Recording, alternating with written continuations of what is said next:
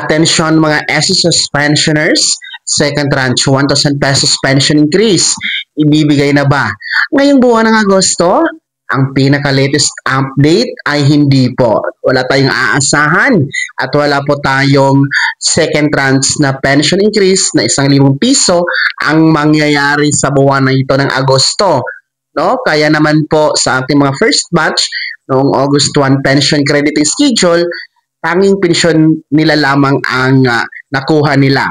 No, maging ng ating mga second batch ngayong August 15 ay wala din po kayong pension increase na aasahan, tanging pension nyo lamang din po ang makikredit sa yung ATM card. Hindi pa po kasi maibibigay ng SSS at antayin na lang po natin ang anunsyo mula sa SSS kung ito ba ay maibibigay na. Yan ang pinaka-latest update ngayong buwan ng Agosto para sa second tranche 1,000 pesos pension increase.